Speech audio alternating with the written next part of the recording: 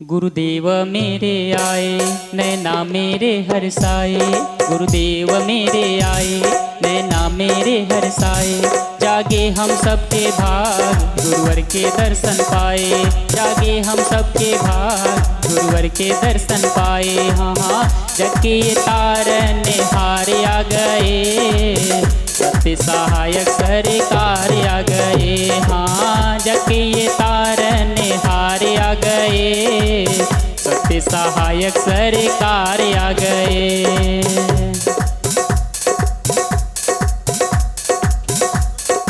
बहुत सुंदर तिवारी जी गुरु जी को सभी जोरदार ताली बजाएं। पुजारी जी आश्रम के पुजारी, अपना आश्रम के पुजारी बहुत सुंदर गुरु जी को माल्यार्पण किए हैं।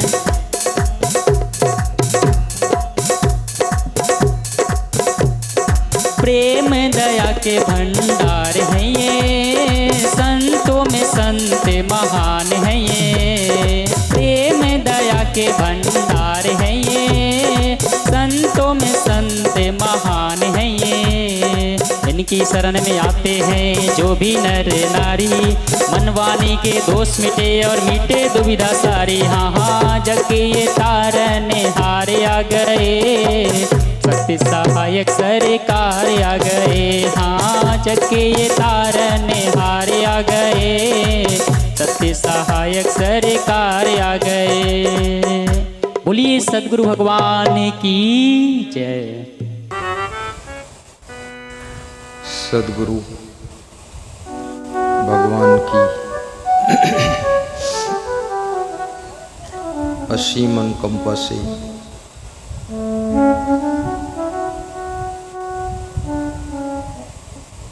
हिंदुस्तान की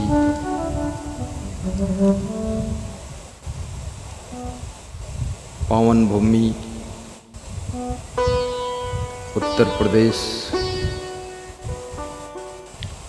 डिस्ट्रिक्ट लखनऊ, ग्राम बबया, निकट नगराम समेशी की धरा पर सुखद सत्संग की सरिता में हम और आप निमज्जन करेंगे, जीवन को सार्थक बनाएंगे।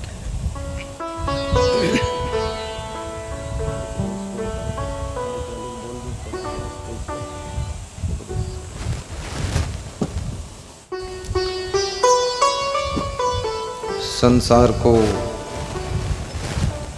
शांति का संदेश देने वाले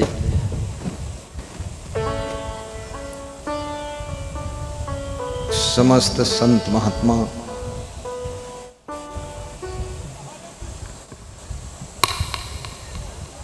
धर्म स्नेही बंधुओं, प्रेम सेवा की मूर्ति माताओं बहनों तथा सबके प्रिय बच्चों,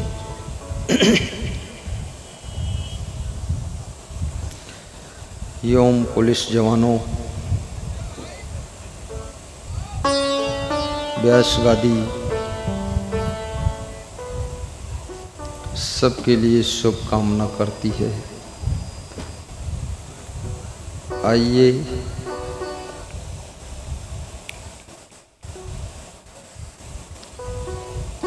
किसी भक्त ने प्रश्न पूछा है, कर्म बड़ा है कि भाग्य बड़ा है? भाग्य से कर्म बनते हैं कि कर्म से भाग्य बनता है?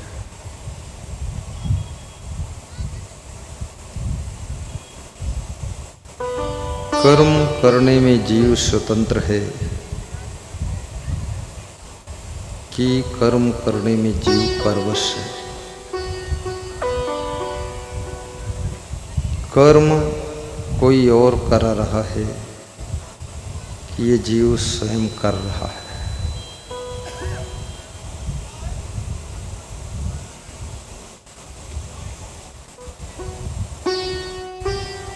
कर्म का चक्र मनुष्य को कैसे पकड़ता है, जैसे चक्र सुदर्शन भगवान का पीछा करता है। मनुष्य के भाग्य की रचना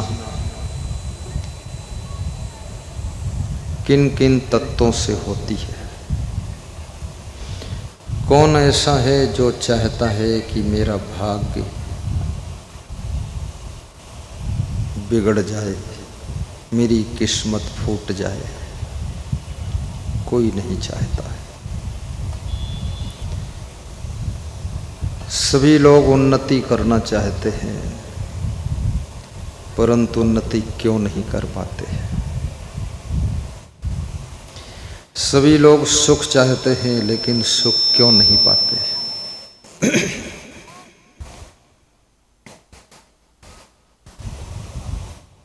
और कर्म इस आत्मा का पीछा कहाँ तक करता है? क्या समस्त कर्मों का फल इसी मनुष्य देह से भोगना पड़ता है, या कर्म भोगने के लिए दूसरा तीसरा जन्म भी लेना पड़ता है?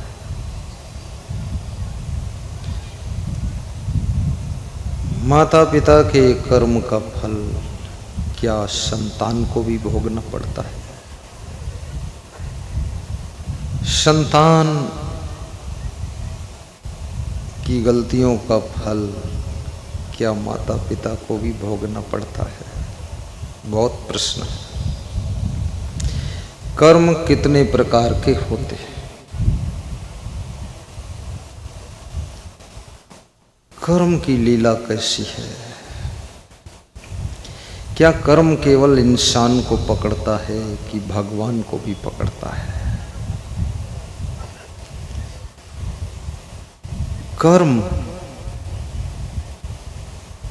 भगवान और इंसान में भेद नहीं करता है। भगवान को भी इंसान जैसे कर्म का फल भोगना पड़ जाता है।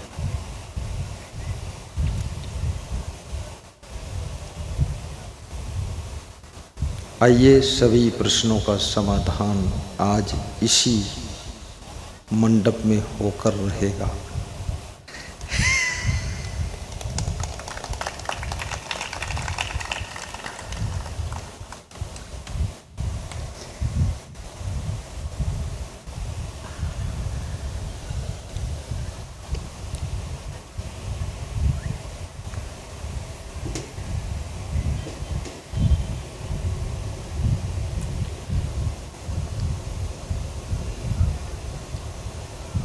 सत्संग की सभा में पधारे हुए विशेष भक्तों को व्यास गादी स्मरण कर रही है। श्री रमापति शर्मा बाबा जी पिंडोली वाले, जिसका नाम लो खड़े हो जाना। फलाहारी बाबा है, उनको फल खिलाया हूँ मैं। श्री केदारनाथ वर्मा लदईपुर वाला,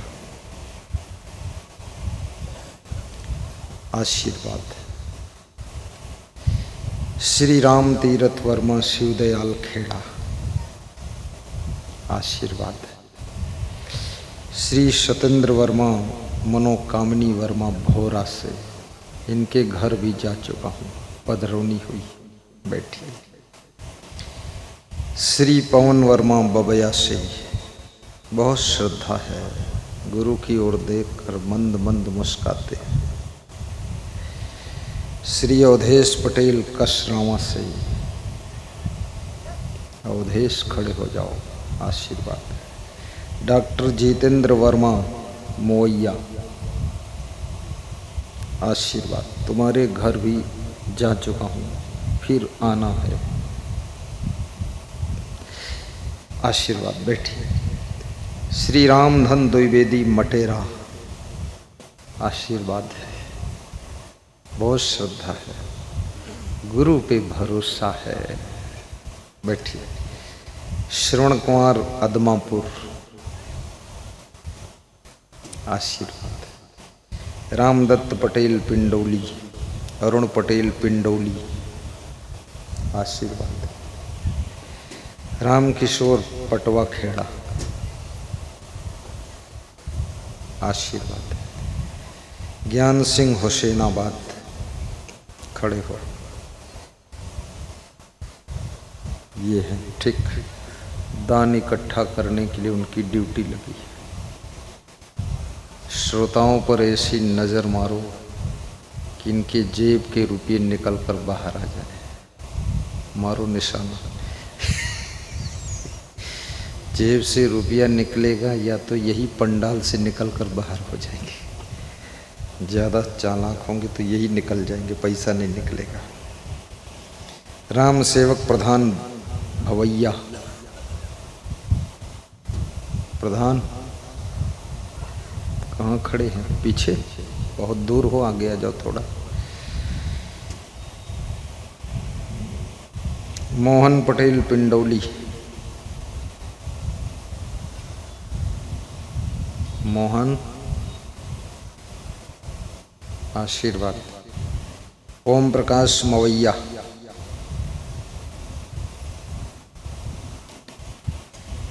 मनोकांति मवैया। विजय वर्मा गंगागंज। प्रमोद तिवारी पड़ोस गांव। मनीराम मौर्य, मनीराम भवानीगढ़, खड़े। बहुत आस्था है। प्रयाग में बहुत सेवा किया था, कुंभ में। रामाधार वर्मा हलोर, मतोले जी नहरिया। वेरी गुड, बहुत अच्छे।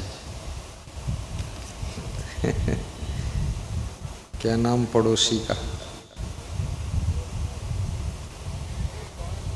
सूर्यभान, तेजपाल, वेद पुराण वाला, वेदपाल। इधर आइए आप। जब तक नाम पता नहीं चलेगा छोड़ूंगा नहीं। वेदभान, चलो ऊपर आओ, देखता हूं कितना तेज है तुम में। तेजभान, आशीर्वाद देता हूं। ठीक, पिता का नाम क्या? लड़का, ठीक। महान भक्त श्री मतोले के सुपुत्र हैं ये। साहिब बंदगी बोलो, साहिब बंदगी।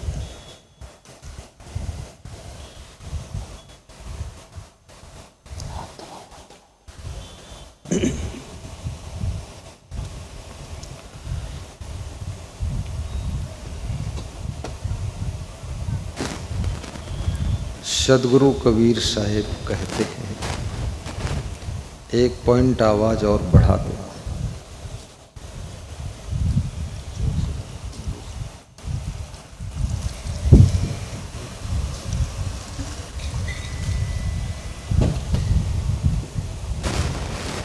कर्म के संबंध में सदगुरु कबीर साहिब समझा रहे हैं।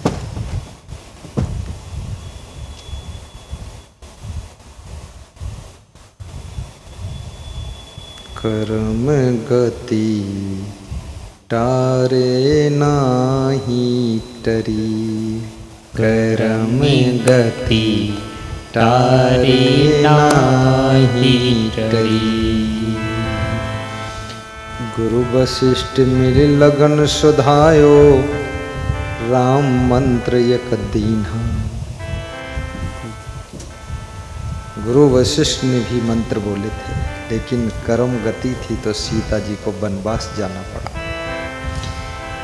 कर्म गति टारे नाही टरी, कर्म गति टारे नाही टरी। मुनि वशिष्ठ जो सीता रघुनाथ विवाही, पलियक संचन कीन्हा। अब गुरु वशिष्ठ मिल लगन सुधायो, सूर्य मंत्र यक दीन्हा, कर में गति तारे नाही टरी, कर में गति तारे नाही टरी। कबीर कमाई आपनी, कभी न निष्फल जाय, बोया पेड़ बबूल का, आम कहाँ से खाए। संत कबीर कहते हैं कर्म ऐसे है जैसे बीज होता है। आम का बीज बो दोगे तो आम का पेड़ उगेगा। वृक्ष ऐसे है जैसे भाग्य। कर्म तो बीज है लेकिन वृक्ष भाग्य है। बबूल बोया है, आम की आशा कर रहे हैं, फिर तो बबूल के कांटे ही मिलेंगे। रामायण में लिखा है, कर में प्रधान विष रचि राखा, कर में प्रधान विष रचि राखा, जो जस करहि सुत से फल चाखा। जो ये राम की रामायण कह रही है, इसमें भगवान दखल नहीं देता। भगवान कह रहे हैं कि जो जैसा करेगा वैसा फल चखेगा, क्योंकि करोड़ों अरबों नर नारी है। कौन क्या क्या कर्म करता है इसका लेखा जोखा भगवान रखे तो बहुत बड़ा कार्यालय खोलना पड़ेगा। इसलिए आपके कर्म का लेखा जोखा आपकी आत्मा ही कर लेती है, और वो आत्मा समय पर कर्म का फल आपको देती है। कभी कर्म का फल शरीर से भोगना पड़ता है, कभी तो मन से भोगना पड़ता है। शरीर तो ठीक है, तंदुरुस्त है, लेकिन मन में टेंशन, दुख। कभी कर्म का फल परिवार की ओर से भोगना पड़ता है, परिवार गलत निकल गया, कोई कर्म चक्र है। कभी पड़ोसियों की ओर से कर्म का फल आता है, पड़ोसी दुष्ट है, उसके पास में शांति नहीं, कुछ न कुछ वो डिस्टर्ब करता है। और कभी कर्म का फल मजदूर, लेबर, नौकरों की ओर से भी भोगना पड़ता है। कभी कर्म का फल शत्रुओं की ओर से, कभी मित्रों की ओर से, कभी रिश्तेदारों की ओर से। कर्म बहुत व्यापक है, विस्तार है कर्म का, ये छोटा मोटा खेल नहीं है। कभी कभी शासन, सरकार की ओर से भी कर्म का फल भोगना पड़ता है। कभी डॉक्टर, कभी इंजीनियर, कभी नेता के कारण कर्म का फल भोगना पड़ता है।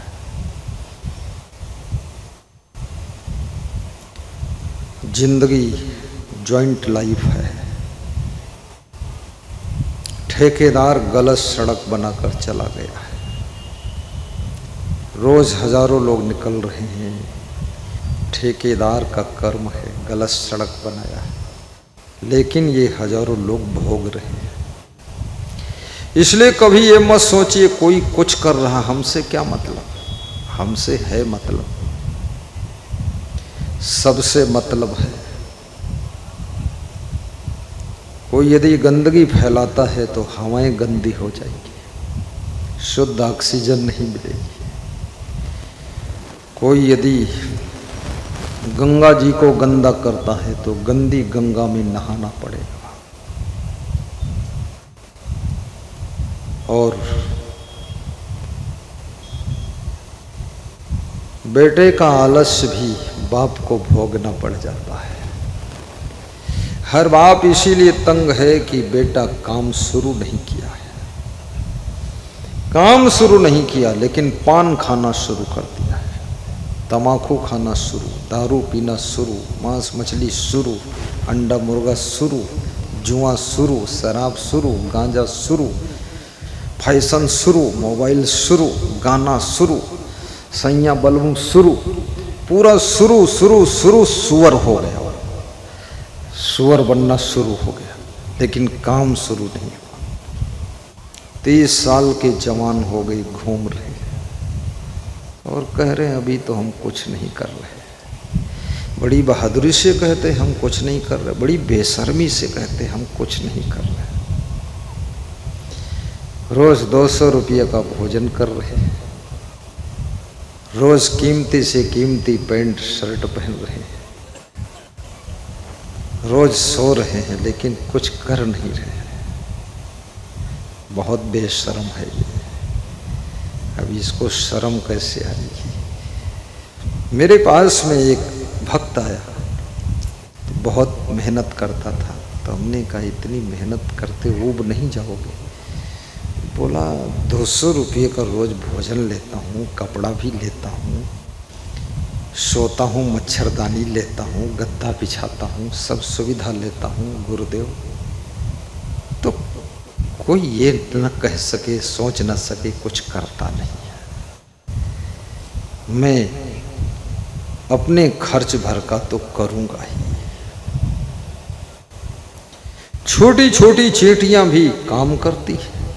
चींटियों की छोटे छोटे बच्चे जिस दिन से रेंगना सीख जाते हैं वो भी काम करते हैं, लेकिन ये मनुष्य 3 साल की उम्र में ही रेंगना सीख जाता है और ये 30 साल तक रेंगता ही रहता है, कीड़ा मकोड़ा की तरह कुछ करता ही नहीं। और दशा वो होती है कि घर में एक कमाने वाले दें 8 को खाना, घर में एक कमाने वाले दें 8 को खाना। छोटे बड़े मजे में मध्यम श्रेणी का दुख पाना। पुत्र न माने सिख पिता की, नारी मारे ताना। माँ को खेद करें घर बाहर, तिरिया देख भुलाना। और नक काली डफाल कनफटा को हलवा उड़वाना। और गुरु को गाली बड़ों की फजीहत, ऐसा चला जमाना। गुरु को गाली बड़ों की फजीहत, ऐसा चला जमाना। पुत्र न माने सीख पिता की, नारी मारे ताना। कितनी नारियां सुबह से शाम तक ताना मारती, ताना नाना नाना नाना तन। बड़े बड़े पढ़े लिखे पति भी जब उनकी पत्नी आती है तब उनको पता चलता कि हम मूर्ख हैं।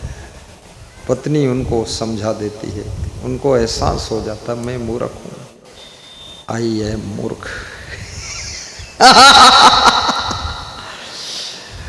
और बहुत बुद्धिमान लड़कियां भी जब ससुराल जाती हैं तब उनको पता चलता है कि बहुत मूर्ख हूं, कुछ ज्ञान नहीं है। ये संसार में दौड़ने से पहले सबको लगता है कि हम बहुत ज़्यादा दौड़ सकते हैं, लेकिन जब दौड़ में शामिल होते हैं तब आपको पता चलता है कि हम दौड़ में भी फेल हो गए हैं। दुनिया में प्रवेश कीजिए, काम शुरू कीजिए, जिम्मेदारियां लीजिए, तब आपको अपनी बुद्धि का पता चलेगा कितनी बुद्धि है। बातें करना फोकट में कोई मतलब नहीं है। खाली बातों से पेट भरता नहीं है। काम शुरू कीजिए, धन कमाइए, प्लानिंग बनाइए, सही सेटिंग करिए और धन बचाइए भी। ये तो तब पता चलेगा, याद रखना, जब सूरज डूब जाता है तब दीपक ढूंढते हो, लालटेन ढूंढते हो, चिराग ढूंढते हो, तब बल्ब ढूंढते हो, तब बटन दबाते हो कि लाइट चाहिए। समय निकल जाएगा तब सोचोगे कि ये बूढ़े हो गए, कोई मतलब नहीं। यदि तुम्हारे पास धन नहीं, जमीन नहीं, मकान नहीं, तुम्हारे साथ रिश्ता कोई जोड़ने वाला भी नहीं है। एक स्त्री का पति मर गया तो उसने कहा गुरुजी दूसरी शादी हो जाए, ऐसा कुछ आशीर्वाद दो। तो मैंने कहा अपने देवर के साथ ही कर लो। बोले देवर पूरा लेवर है, बेकार है। तो हमने कहा फिर दूसरा ढूंढो। तो हमने कहा दूसरी जाति में कर लोगी, ब्राह्मण लड़का है उससे कर लो। बोले कर तो लूँगी लेकिन जमीन होना चाहिए। तो हमने कहा जमीन नहीं है, केवल लड़का है। बोले तो मैं ऐसे ही रह लूँगी लेकिन खोखला से शादी नहीं करूँगी। खोखला, जिसके पास कुछ नहीं वो खोखला है। खोखला, फूटी ढोल, ढोल के भीतर पोल। इसलिए जीवन याद रखना बहुत सरल है। जीवन आनंद से भरा हुआ है। जीवन जीवन में दुख इसलिए आते हैं कि तुम गलती पर गलती करते जा रहे हो, भूल पर भूल करते जा रहे हो, तुम चूक पर चूक करते जा रहे हो। इसलिए जीवन में दुख पर दुख, दुख पर दुख, दुख पर दुख आता चला जा रहा है। इसलिए आज भी अगर सावधान हो जाओ तो जिंदगी के जो दुख के कांटे हैं वो सुख के फूलों में न बदल जाएं। तो मेरे से शिकायत करना। जोर से ताली मारो।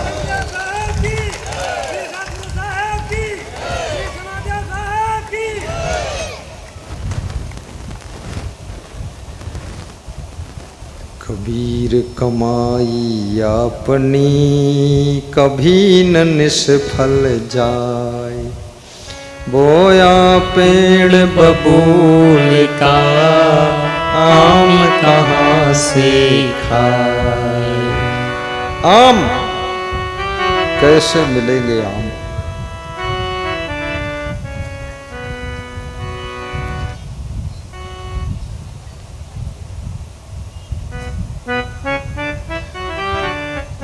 एक बार गलती करो तो उसे भूल कहते हैं, बार बार उस गलती को दोहराओ तो उसे अपराध कहते हैं। भूल क्षमा हो जाती है लेकिन अपराध का दंड भोगना पड़ता है। इसलिए निवेदन है कि अपनी गलती को अपराध मत बनने दो, गलती को गलती पर ही सुधार कीजिए। और दूसरों को गलती करते हुए देख करके खुद ना गलती करने की प्रेरणा लीजिए। दूसरों का हाथ आग में डालने से जल चुका है, उसी से प्रेरणा लो। तुम आग में हाथ मत डालो, लेकिन तुम दूसरों का जला हुआ हाथ देख करके तुम्हें विश्वास नहीं होता कि इसका हाथ आग से जला है। तुम अपना हाथ आग में डालकर, अपना हाथ जलाकर, अपना हाथ में फफोले डालकर और दर्द सहते हो, तब कहते हो आग में हाथ डालने से जल जाता है। ये बुद्धिमान का लक्षण नहीं है, ये मूर्ख का लक्षण है। सावधान। दूसरों को फिसलता हुआ देखकर संभल जाइए, दूसरों को गिरता हुआ देखकर सावधान हो जाइए, दूसरों की बर्बादी देख करके स्वयं सही रास्ता पकड़ लीजिए। जिस जवानी के जोश में तुमसे बहुत गलतियां होती, पाप होते, अपराध होते, भूल होती, चूक होती है, याद रखना ये जवानी भी तुम्हारा साथ छोड़कर चली जाएगी और एक दिन तुम्हारे बुढ़ापा लात मार कर आ जाएगा। बुढ़ापा आकर जाता नहीं है और जवानी जाकर आती नहीं है और बचपन दोबारा मिलता नहीं है और मृत्यु के बाद जितना कर्म किया है वो सब भोगना पड़ जाता है। अपना भाग्य बना लो। बचपन की बिगड़ी अपनी बना लीजिए, बचपन की बिगड़ी अपनी बना लीजिए। गुरु जी के ज्ञान का मजा लीजिए। बचपन की बिगड़ी अपनी बना लीजिए। बचपन की बिगड़ी अपनी बना लीजिए। बना लीजिए, बना लीजिए, बचपन की बिगड़ी अपनी बना लीजिए। गुरु जी के ज्ञान का मजा लीजिए। गुरु के ज्ञान में मजा है। मजा माने सुख, मजा माने सुख। और गलतियों में सजा है। और जिसमें गुरु की रजा है उसमें शिष्य की रजा है। इधर भी वाह वाह है, उधर भी वाह वाह है। राजी हैं हम उसी में जिसमें तेरी रजा है। इधर भी वाह वाह है, उधर भी मजा है। राजी हैं हम उसी में जिसमें तेरी रजा है। बीरबल बहुत ज्ञानी व्यक्ति था। एक दिन अकबर बादशाह ने बुलाया कि बीरबल, आज हमारे पेट में दर्द हो रहा है। अरे पेट में दर्द हो रहा है। जिंदगी में किसके किसके पेट में दर्द हो चुका है, जरा हाथ उठाइए। कभी भी दर्द हुआ हो हाथ उठाओ। कोई दर्द से बचा ही। दर्द है तो समझ लो तुम्हारे पेट है। केकड़ा के सिर में दर्द नहीं होता है क्योंकि सिर ही नहीं होता। पेट में दर्द। हमारे आज विशेष अतिथि के रूप में श्री देवेश मिश्रा जी रायबरेली वाले पधारे हैं। खड़े हुए 40 ट्रक के मालिक हैं।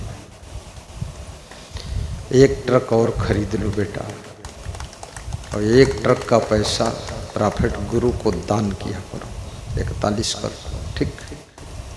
सभी ट्रक सही चलेंगे।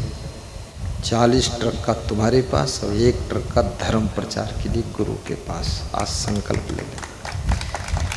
बैठो। बिहार में एक भक्त कह रहा था, 3 मेडिकल स्टोर है और 3 लड़के हैं, तीनों चला रहे हैं। अब एक चौथा मैं खोलूंगा, वो आपके लिए रहेगा। तो मैंने कहा तब तो हमें बहुत दान मिल जाएगा। बोले डेली मिले 5000 क्या फर्क है, आपके ही आशीर्वाद से सब हुआ है। धन्य हो देवेश मिश्रा। सबको तिलक लगाया जा रहा है। तिलक की थाल में दक्षिणा अवश्य डालिए, इससे घर का दरिद्र दूर होगा।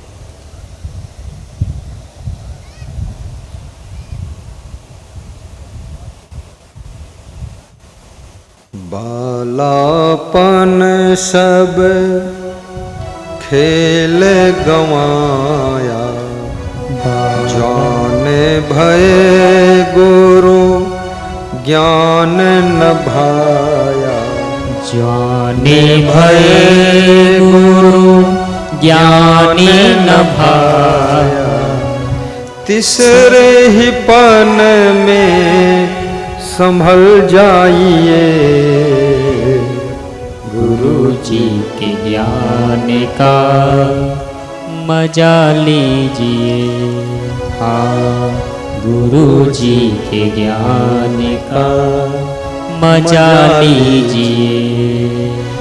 अरे बचपन की बिगड़ी अपनी बना लीजिए। गुरु जी के ज्ञान का मजा लीजिए। गुरु जी के ज्ञान का मजा लीजिए। बचपन की बिगड़ी अपनी बना लीजिए। वाह।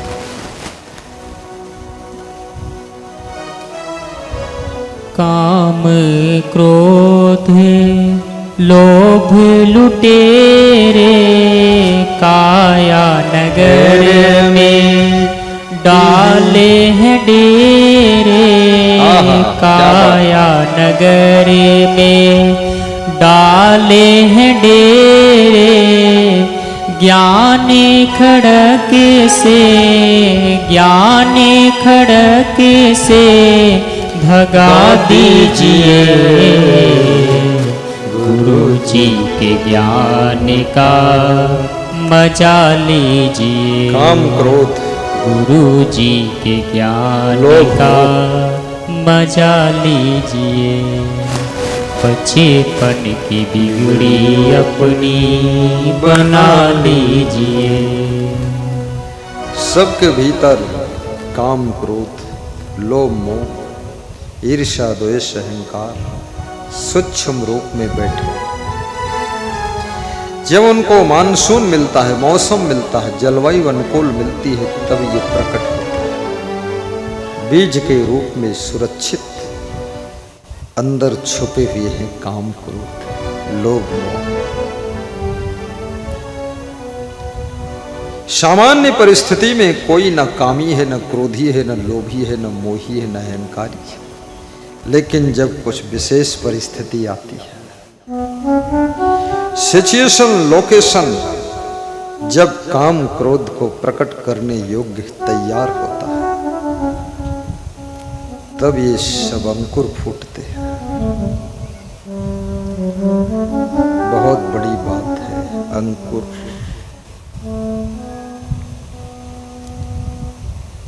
जब परशुराम को क्रोध आया,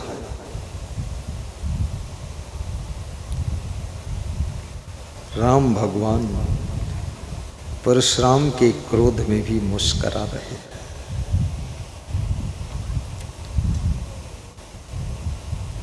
जब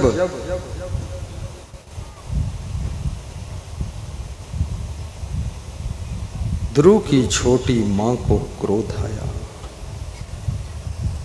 ध्रुव सोच रहे हैं मेरी छोटी मां मेरा हाथ पकड़कर घसीट कर राजमहल से बाहर कर रही है, इस बात का दुख नहीं है। लेकिन पिताजी पास में बैठे हैं और कुछ कह नहीं रहे। जिस स्थान पर तुम बैठे हो वहां कुछ हो रहा है, तो तुम्हारा मानवता के नाते फर्ज बन जाता है कि कुछ कंट्रोल करो।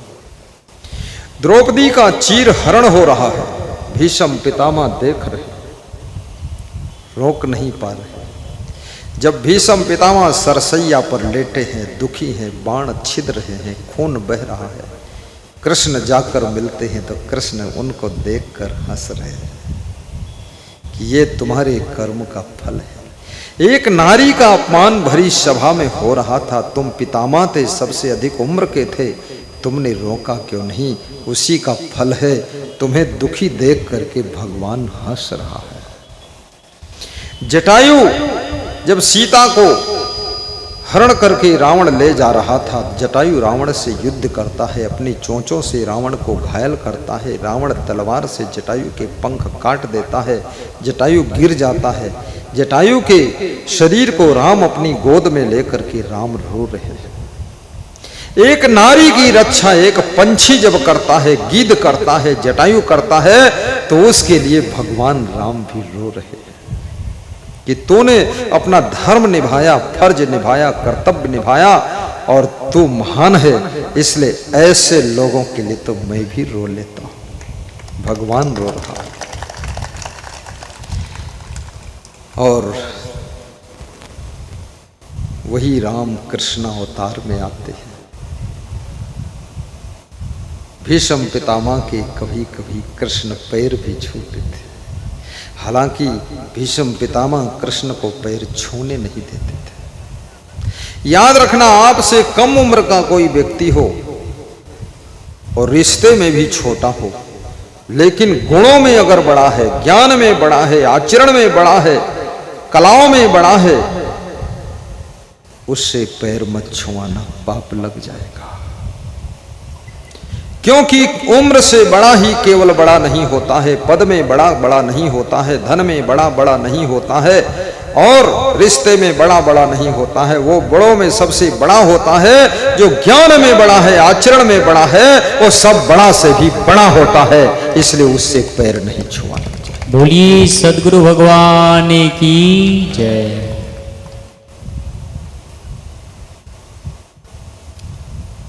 ज्ञानेन सर्वम वृद्धा, ज्ञान सबसे बड़ा है, इसलिए ज्ञानी को बहुत बड़ा स्थान मिला है। धन में बड़ा व्यक्ति भी ज्ञान से छोटा हो जाता है।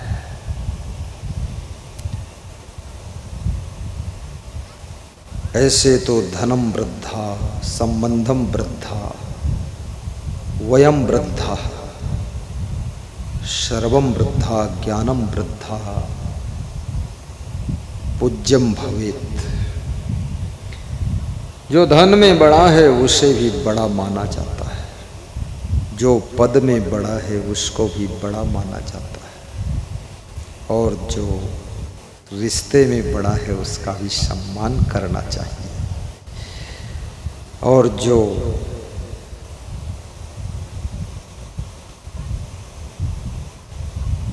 कलाओं में बड़ा है वो भी बड़ा है, लेकिन जो ज्ञान और आचरण में बड़ा है वो सबसे बड़ा है, उसका आदर कीजिए। भगवान कृष्ण भीष्म पितामह की दुख भरी दुर्दशा को देखकर हंस रहे हैं कि वही कर्म का फल है। एक नारी विलाप कर रही है, रो रही है, द्रौपदी का चीर हरण हो रहा है, साड़ी खींची जा रही है, तुम वहीं बैठे हो, रोक नहीं पाए।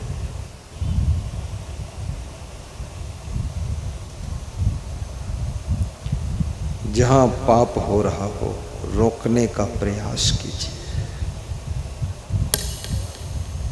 जीवन में संघर्ष तो है। भगवान कृष्ण क्यों पूजे गए? क्योंकि कृष्ण को मोह नहीं था, इसलिए उनका एक नाम मोहन भी है।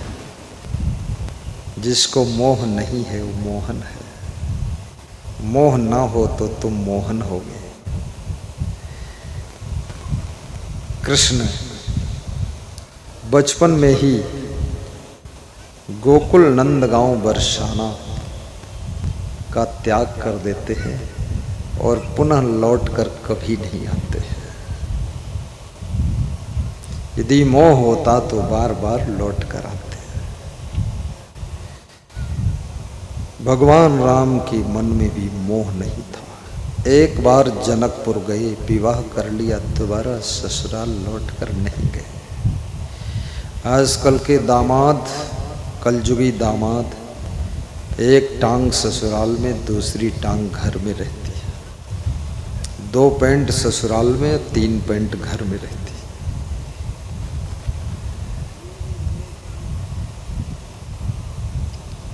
तुम्हारे ससुराल बार बार जाने से ससुराल वालों को डिस्टर्ब होता है। उनको अपनी दुनिया चलाने दो अपने ढंग से। अपनी बेटी की दुनिया में मां को इंटरफेयर नहीं करना चाहिए। जो स्त्रियां बार बार अपनी बेटी की ससुराल में फोन कर करके बेटी को इंजेक्शन देती रहती है, उनके इंजेक्शन से इतना बड़ा रिएक्शन होता है कि ससुराल तबाह हो जाती है। और माँ सोचती है मेरी बेटी होशियार नहीं है, रोज समझाती है, फोन रोज सुबह शाम, हेलो, हाँ किरण ठीक हो? किरण कहती है हाँ मम्मी ठीक है, थोड़ा सिर में दर्द है। किरण बहुत नालायक है, खाम खा कांखती रहती है। कभी हंस के नहीं कहा सब ठीक है। फिर किरण क्या कहती, मम्मी थोड़ी देर बाद बात करूंगी। मम्मी को संदेह हो गया कोई खास बात है, थोड़ी देर बात करेगी। जब सबसे अलग हो जाएगी, कमरे में जाएगी, दरवाजे में कुंडी लगाएगी, तब पूरी गहरी बात बताएगी। और है कुछ नहीं, थोड़ी देर बाद, रोज यही बात, थोड़ी देर बाद। अपनी माँ को भी टेंशन देती है। और सभी माताओं को मैं कह देना चाहता हूं, तुमसे अधिक बुद्धिमान तुम्हारी बेटी है। आप छोड़िए परवाह उसकी। जिस दिन तुम उसका पिंड छोड़ दोगी, उसी दिन वो ब्रह्मांड का ज्ञान प्राप्त कर लेगी। तुम उसके चक्कर में पड़ी क्यों?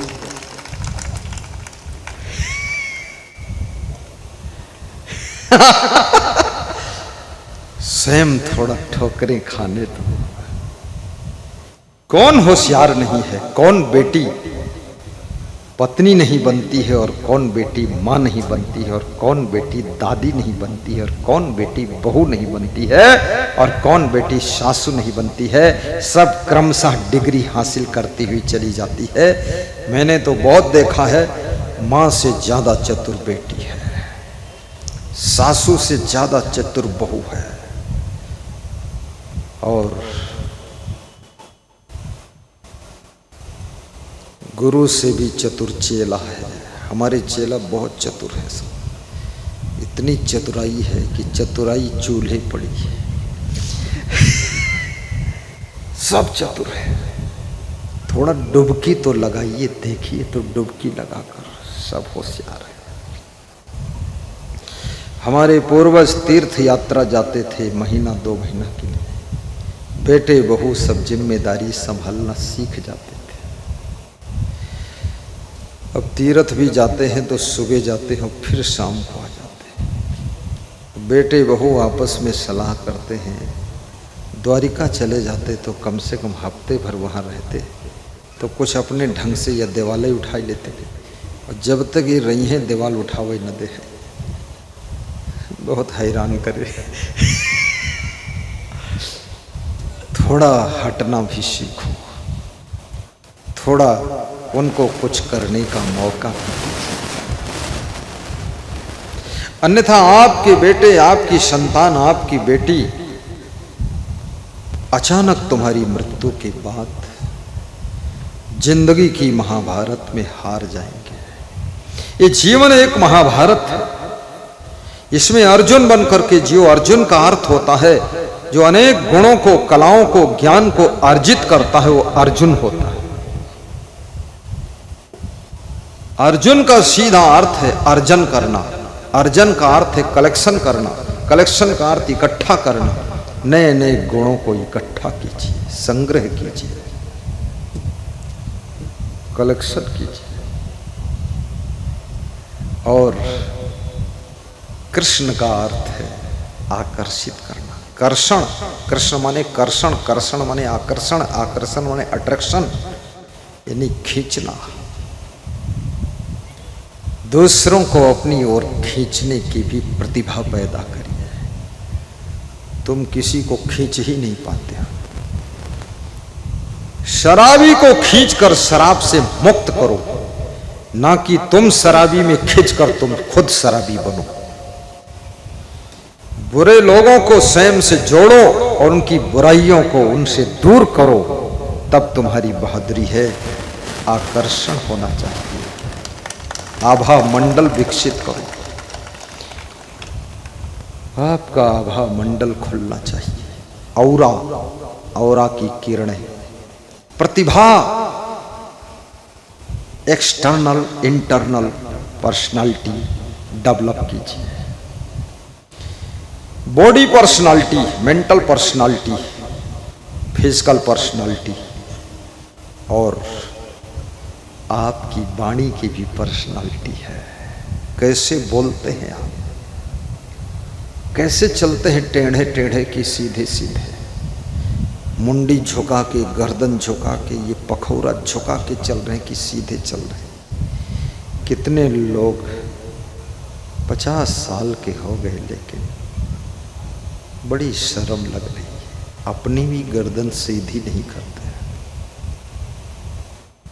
कितने लोग 3 जगह से टेढ़े चलते हैं, कमर भी टेढ़ी, सीना भी टेढ़ा और खोपड़ी भी टेढ़े। और एक आदमी को देखा वो टांगे भी टेढ़ी रखत रहे, ऐसे ऐसे घुमावे टांगे। हम के ना ऐसे कहे घुमाओ तो फंसाए फंसाए चल रहे, कि बचपने से ऐसे है। लेकिन तुम हमारे तिर रही न पई हो, क्योंकि टांग में टांग फंसावत हो, कहूँ फंसी हो जरूर तो। हमने उनको छुट्टी दे दिया, 2 साल टांगे फंसाई न हमारे तिर। मूर्ख कहीं कर फातिल टांगे सूद नहीं टांग धरी पावत। सीधे चलने से, स्वस्थ रहने से, प्रसन्न रहने से आपकी फिजिकल पर्सनालिटी डेवलप होती है। मुस्कुराइए तो दांत मोती जैसे चमकने चाहिए, दांतों में पान तमाकू की गंदगी नहीं दिखनी चाहिए।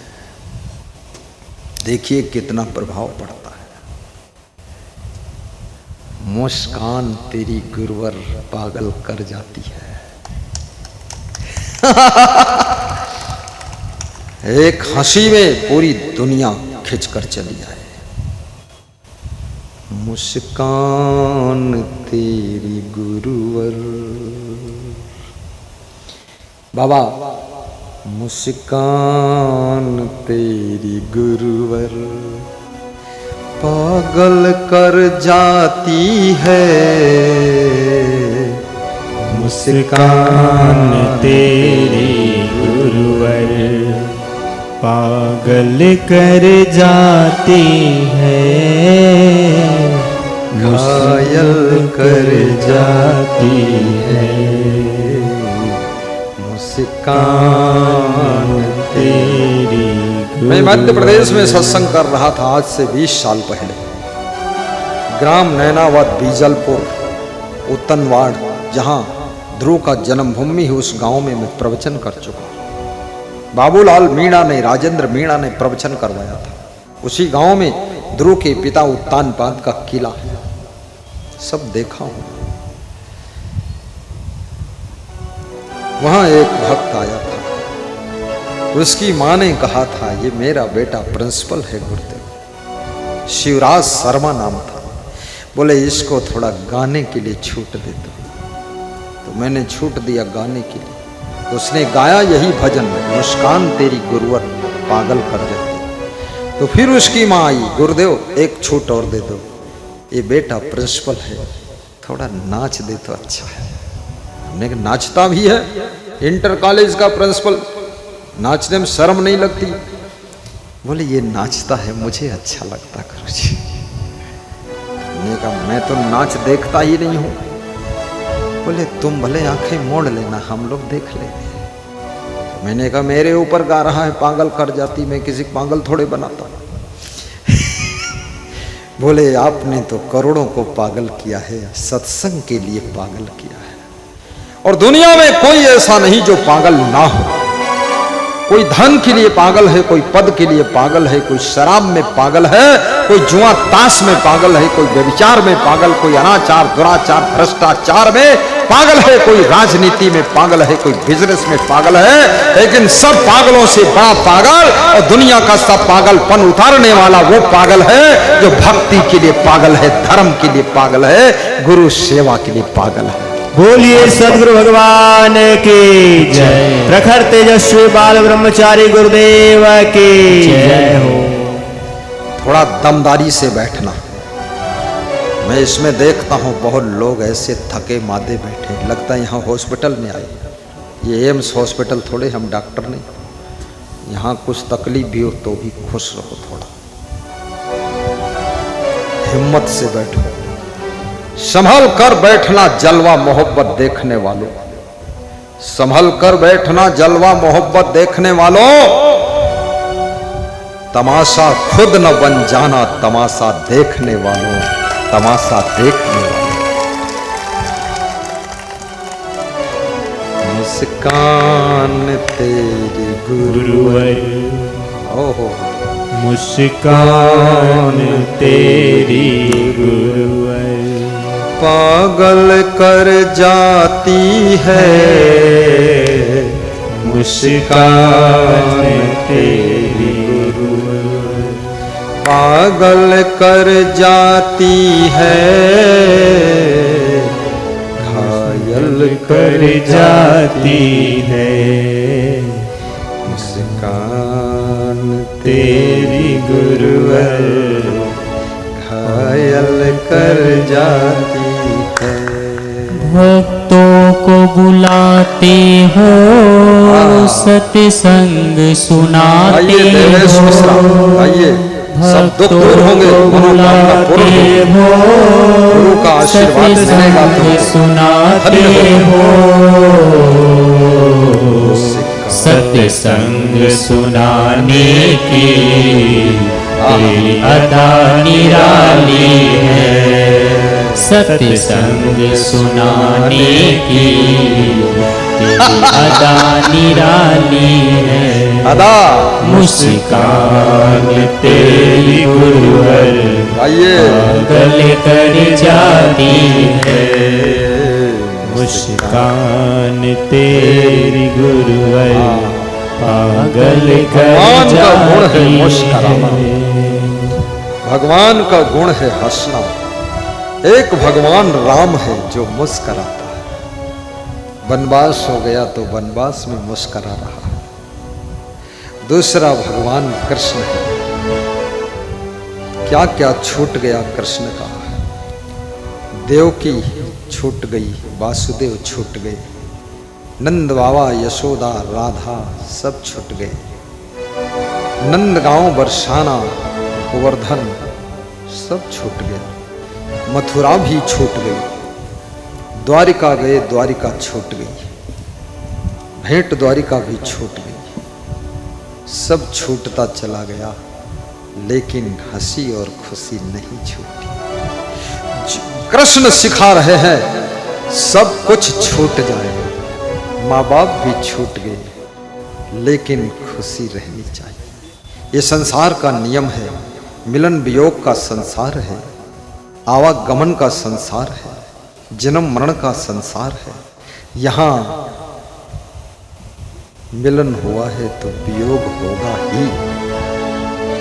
इसलिए कभी पिता से तुम्हारा वियोग होगा, कभी पुत्र से तुम्हारा वियोग होगा, कभी पत्नी की मृत्यु होगी उससे वियोग होगा, कभी बुआ जी से वियोग होगा।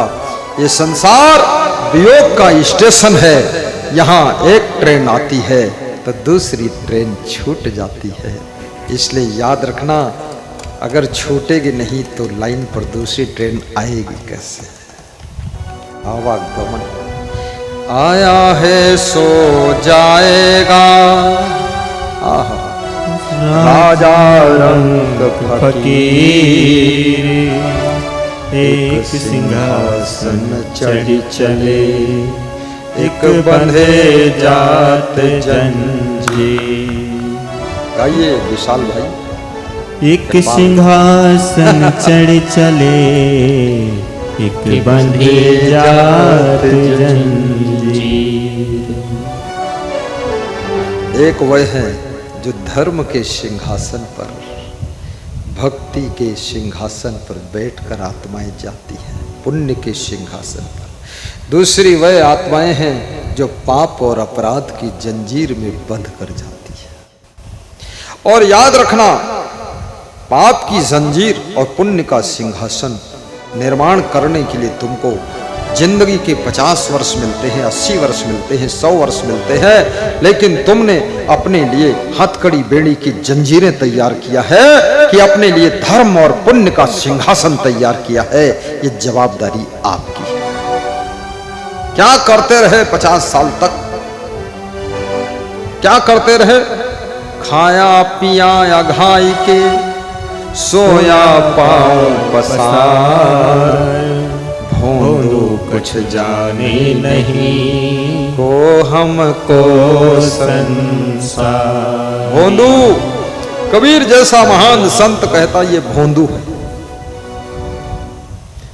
और उसमें छत्तीसगढ़ और बिहार में भोंदू को धोंधू कहते हैं, मथुरा तरफ भोंदू को तोंदू कहते हैं, और राजस्थान में धोंधू को लोंदू कहते हैं। माटी को लोंदा परा है, धोंधे भोगई राम।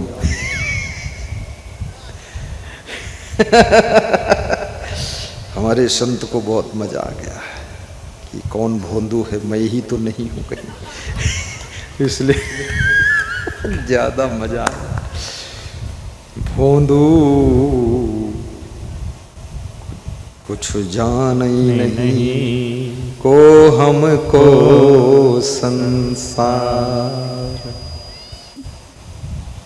किस लिए मनुष्य का शरीर पाकर आए थे यहाँ? आहार निद्रा भय मैथुनानि सामानि चैमानि निर्णाम पशूनां ज्ञानम नराणाम अधिको विशेषो ज्ञाने महीना पशुभिः समाना। याद रखना, पिता के जीते जी समस्त जिम्मेदारियों का बोझ उठाना सीख लीजिए। सासू के मरने से पहले घर को संभालना सीख लीजिए। भाई के बंटवारा से पहले अपना काम करना सीख लीजिए। बाप दुनिया से विदा हो उससे पहले तुम कुशल हो जाओ। अगर कुशल बनोगे तो बाप के मरने के बाद भी सकुशल रहोगे। जब तक बाप रहा तब तक भोंदू बने रहे, जब तक सासू रही तब तक लोंदू बनी रही, कुछ जानती ही नहीं। बस घर वालों ने सोचा था बहू आ रही है। राजस्थान, मध्य प्रदेश, गुजरात, महाराष्ट्र में बहू को लाड़ी कहते हैं। लाड़ी, लाड़ी आ रही है। लेकिन आने के बाद पता चला वो भैंस की पाड़ी आ रही थी। पड़ी है भैंस की पाड़ी जैसे। वारे लाड़ी, कितनी बहुओं को देख करके तो उल्टी हो जाती है। इतना रोगी दोखी, ना मालूम क्या तिकड़म बनाती है। शरीर को भी संभाल कर रखो। हष्ट पुष्ट, चुस्त दुरुस्त, तंदुरुस्त, स्वस्थ मस्त शरीर एकदम। शरीर का भी अपना एक प्रभाव होता है। शरीर, ज्यादा भोजन भी मत खाइए, नहीं तो पेट ऐसे निकलेगा जैसे इंडिया गेट। इंडिया गेट में तो कहीं पार भी हो जाओगे, पेट में कोई पार नहीं होगा। बहुत भोजन मत खाना। एक आदमी तसला में दाल भात घोर के खा रहा था। अरे हमारे साधु ने देखा, कहा तसला में, बोले देखा मत करो, आंख बंद कर लिया करो। रहीमन धागा प्रेम का, तसला भर है दाल, बाल्टी भर भात मिलाई के बने हैं महाकाल। कम खाइए, अन्यथा बुद्धि। थोड़ा ब्रह्मचर्य का पालन करिए। अगर शरीर को शक्तिशाली बनाकर रखना चाहते हो, बुद्धि प्रबल रखना चाहते हो, ज्यादा विषयों को मत भोगिए। ये शरीर से जो वीर क्षीण होता है, रज क्षीण होता है, याद रखना आपका शरीर बेहद कमजोर हो जाता है। मुखमंडल की चमक भी खत्म हो जाती है। एक लेवल तक रहना ही चाहिए शरीर के भीतर वीर्य और रज, अन्यथा शरीर फीका हो जाएगा, चेहरा फीका हो जाएगा, चमक खत्म हो जाएगी। उसका एक लेवल है, वो बना कर रखिए। बॉडी में खून कम हो जाएगा, बुद्धि का स्मरण कम हो जाएगा। इसलिए विद्यार्थियों के लिए कहा गया, जब तक विद्या अध्ययन करो तब तक शादी नहीं करनी है। और शादी ना करनी इसका मतलब ये नहीं गर्लफ्रेंड बना लो, बॉयफ्रेंड बना लो। ये तो अभी 4-5 साल से मैं सुन रहा हूं गर्लफ्रेंड बॉयफ्रेंड, और लोग विकास कर गए यदि तो आगे चल करके भैंस को भी फ्रेंड बनाएंगे, गधे को फ्रेंड बनाएंगे। अरे मूर्ख, तेरे माँ बाप से बड़ा तेरा कोई फ्रेंड नहीं हो सकता है, और माँ बाप के फ्रेंड के बाद फ्रेंड होना एंड हो जाता है, खत्म, कोई फ्रेंड नहीं। सबसे बड़े मित्र, शादी के बाद तुम्हारा कोई मित्र है तो तुम्हारी पत्नी है, भार्या है, और तुम्हारा पति ही इससे बड़ा कोई मित्र नहीं है। विदेश में तुम्हारा मित्र कोई है तो विद्या है, कला है, गुण है, हुनर है। और याद रखना, बीमारी में तुम्हारा कोई मित्र है तो वो औषधि है, दवाई है, मेडिसिन है। और याद रखना, मरने के बाद तुम्हारा कोई मित्र है। दुनिया को कोई मित्र तुम्हारा साथ नहीं देंगे, मरने के बाद वही मित्र साथ देगा। कौन? धर्म ही तुम्हारा मित्र है जो परलोक तक तुम्हारा साथ देगा, बाकी सब यही साथ छोड़ देंगे। विद्या मित्रम प्रवासेषु भार्या मित्रम गृहेषु च व्याधि तस्सुधम मित्रम धर्मो मित्रम मृतस्य च। चाणक्य कह रहे हैं, परदेश जाओ तो विद्या मित्र है तुम्हारी, इसलिए विद्या रूपी धन भी होना चाहिए। मैं एक ट्रेन में बैठा तो रिजर्वेशन तो होता नहीं था उस समय, आज के 35 साल पहले की बात, तो खड़ा था तो मैंने अपनी कला और अपनी विद्या खोला। वहाँ एक भजन गाया मैंने, तो एक सज्जन ने कहा आइए मेरे पास बैठिए बाबा जी आइए। मैंने कहा एक और सुना दूं फिर बैठूं। बोले बैठकर सुनाइए। तो दूसरा भजन बैठकर सुनाया। तो बोले थोड़ा अंगूर खा लीजिए। मैंने कहा जय बजरंग बली, निकली एक नई गली, अंगूर खाइए। और क्या, जहां देखो वहीं मौनी बाबा बने बैठे हैं, मुंह फुला के। गाली देने में नहीं डर है, ना शर्म है, शुद्ध साईं बोले में बहुत शर्म है। और गरियावत इतना है जोर से कि विद्वान भी फेल हो जाइए। गांव की अनपढ़ औरतें जो एक भजन बोल दो, कह दो, गाई दो तो तनको नहीं आवत है। अब गरियावत नंबर आवे, ऐसी ऐसी नई नई गाली रच रच गौती है, ना मालूम कहाँ से कहाँ जुड़ती है, बड़ी कवि है।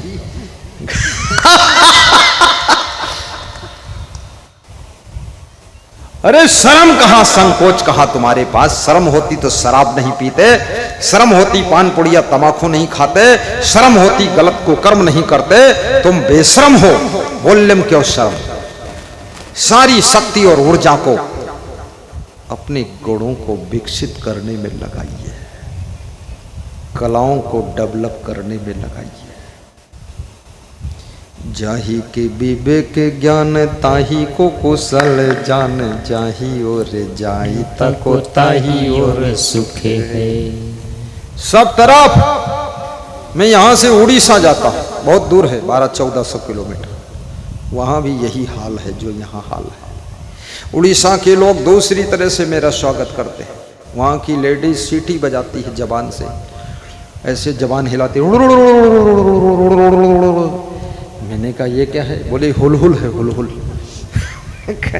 बोले हुलहुल से स्वागत होता है। हमने कहा हुलहुल? हमारे उत्तर प्रदेश में तो हुदहुद होते लोग, यहाँ हुलहुल कहीं। यहाँ लेडीज जबान हलाई के हुलहुल बोली बोलत है, वह स्वागत होते हैं। हम कहें ढोल बैंड बाजा बजाई दो, हुलहुल रही दो। अब मैं जब पहली बार गया उड़ीसा तो हमको हंसी आती थी, वही औरतें सत्संग के बीच में हुलहुल बजाते, मुझे तो वैसे हंसी आवत है उनके हुलहुल में और हुलहुल।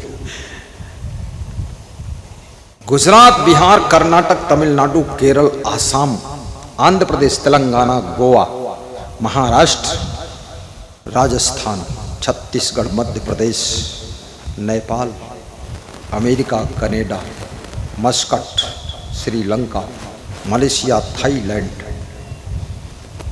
दुबई, हरियाणा, हिमाचल, उत्तराखंड, पंजाब, आदि सब देश विदेश प्रदेश में जा जा करके जैसा यूपी में है ऐसा सभी जगह प्रेम की गंगा बहती है। हमारे साथ में बहुत लोग जा चुके हैं, जो गुरु जी के साथ में अन्य प्रदेशों में भी गए हैं, आनंद लिए हैं। खड़े हो जरा, अशोक खड़े हो जाए। ये है अशोक, पुलिस अफसर, जिला दौसा, राजस्थान से। आज सुबह मैंने कहा अशोक तुम्हारा प्रेम बहुत, तो इनके आंसू आ गए, रोने लगे आश्रम में। और फिर नीचे सीढ़ी उतर गए, वहाँ से रो के मुँह धो के फिर ऊपर आए। बहुत प्रेम है, बैठो, पुलिस का अफसर है, बैठो। जिस प्रेम में रोना नहीं वो प्रेम कमजोर है। जो प्रेम से शुरू होता है, हंसी खुशी मुस्कुराहट से गुजरता है, और अंत में प्रेम जब पक जाता है तो उसमें से आंसू टपक जाते हैं। तो समझ लो प्रेम इतना मजबूत हो गया है कि जैसे हड्डी में मांस चिपका है, ऐसे यह प्रेम टूटने वाला नहीं है। पति पत्नी भी मजबूत प्रेम रखिए, डावाडोल नहीं होना चाहिए। भाई भाई का प्रेम भी मजबूत रहे, माँ बेटी का प्रेम, सास बहू का प्रेम।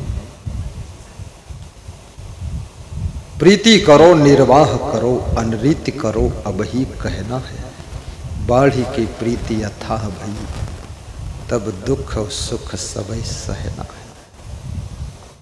प्रेम करो तो थोड़ा निभाओ उसको। आज प्रेम किया, कल दुश्मनी हो गई है। और मित्र वही है जिस मित्र में, याद रखना, 10 लक्षणम मित्रम श्रेष्ठम। मित्र में त्याग जिसते, मित्र के अंदर जितेंद्रियम। मित्र को जितेंद्री होना चाहिए, जो जितेंद्री नहीं उसको कभी मित्र मत बनाइए। और जो व्यक्ति के अंदर त्याग नहीं है उसको मित्र मत बनाइए, मना कर दिया गया। धार्मिकम, जो धार्मिक नहीं है उसको मित्र मत बनाइए। कृतज्ञम, जो कृतज्ञ है, कृतज्ञ नहीं है, तुमने कितना उसका उपकार कर दिया लेकिन सब भूल गए, फिर वही मूर्खता की बातें और काम कर रहा है, उसको मित्र मत बनाइए। मित्र तो स्थितम स्थित्याम, जिसका मन चंचल ना हो, स्थिर हो, उसको मित्र बनाइए। मित्र बनाने की भी शर्त होती है, ऐसा नहीं जिसको पाया उसी को मित्र बना लिया, फ्रेंड बना लिया, सहेली बना लिया, जलेबी बना दिया, ये ऐसा कुछ नहीं। मैंने अपनी जिंदगी में किसी को मित्र बनाया ही नहीं। मित्र भी नहीं बनाना है, शत्रु भी नहीं बनाना। ना काहू से दोस्ती, ना काहू से बैर। यदि जीवन की परम ऊंचाइयों को छूना है तो मित्र और शत्रु दोनों से पार हो जाइए। जो मिले सबसे प्रेम कर दीजिए, प्रेम से बोल दीजिए, हाथ जोड़ दीजिए, नमस्कार कर लीजिए, मुस्कुरा दीजिए, मदद कर दीजिए। लेकिन मेरा सारा संसार मित्र है, कोई एक मित्र नहीं है, पूरी दुनिया मित्र है हमारी। वो बहु महान है जो अपनी सासू को मित्र बना लेती है। सासू से दोस्ती करो, पड़ोसिनी स्त्री से दोस्ती करती है, सासू से दुश्मनी। सासू की बात सुनती नहीं है, पड़ोसी की पूरी महाभारत सुनती है। पड़ोसिन को गुरु बना लिया और सासू को शत्रु बना दिया। खुसुर फुसुर खुसुर फुसुर खुसुर फुसुर, बस अपनी सासू की निंदा पड़ोसिन से कर रही। पति की बुराई कर रही कि हमारा पति बौड़म है, तो तुम्हारा पति बौड़म है तो पड़ोसी नहीं जानते रहे कि बौड़म है, तुम जनाए दे बौड़म है, तो तुम्हारी तो इज्जत गई। तुम जनाए हो कि हमारा पति बौड़म, तो पति जौनी स्त्री से तुम कहे हो बौड़म, वो के पति से जब मिली तो वो बोली हमारी पत्नी बांगड़ू है, तो बौड़म और बांगड़ू बनो दोनों जने। सासू की निंदा मत कीजिए, ससुर की निंदा मत कीजिए, पति की बुराई मत कीजिए, अपनी पत्नी की भी बुराई मत करो। जैसी पत्नी है तुम्हारे लिए यही जरूरत थी, इसको संभालो। जो पति मिला है यही तुम्हारी किस्मत में था, इसको संभाल लो।